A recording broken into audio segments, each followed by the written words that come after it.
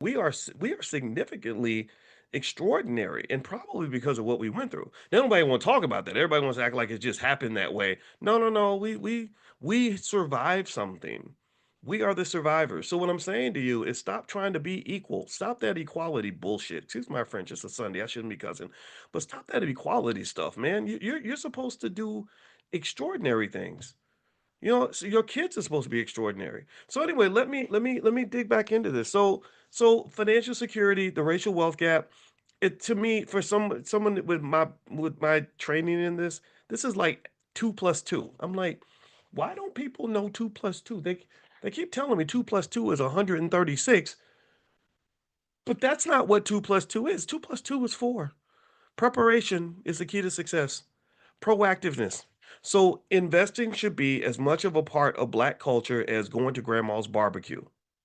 And wealth building should be as much a part of your culture as knowing how to do the freaking electric slide. Ain't no electric slide at the barbecue ever gonna pay no bills. But I guarantee you that that 401k will pay a hell of a lot of bills. That investment portfolio, oh, that'll be looking real nice when it's time for you to tell your boss to kiss your ass because you want to walk out the door. So give yourself, make it easy for yourself. Stop listening to the wrong people, and I guarantee you it's going to be easy. And again, there's evidence everywhere. I can tell you. In fact, I bet you. Let me do a little trick for those who maybe are new. Put a yes in the chat if you have more money in your bank account now than you had when we first started talking to each other.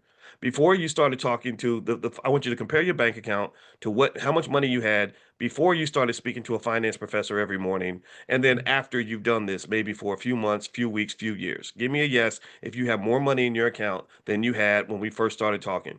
And I want everybody who's new, everybody who's not sure, everybody who's like, oh, they're just talking. This is just a bunch of okey doke, whatever. I want you to look at how many yeses that are in the chat, and I want you to understand this to me is the most effective thing that we've done in the sense that I think it's a waste of time when black people get together and listen to some guy who makes you jump up and down and feel good, or when we get together and there's some person up on stage who's making you mad about everything other people are doing to you. I don't do that. I'm a mathematician. I solve problems.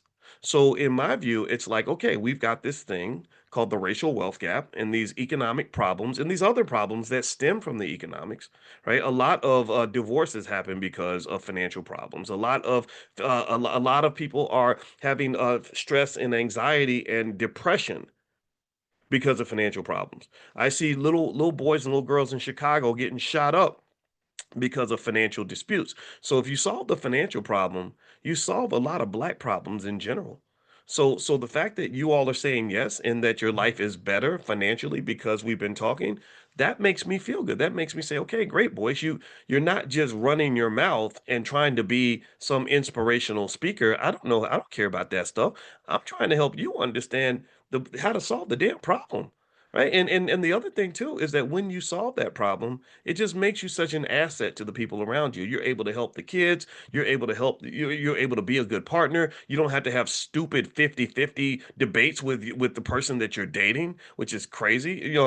Especially for the men. I mean, men, I'm sorry. All the biology pretty much says that when you come out here talking about I can't pay all the bills and I need your help, unfortunately, that's not very attractive. I'm sorry. The biology pretty much says that men who can't provide are seen as inferior and less attractive. It's like walking up to a girl and you're as short as Gary Coleman.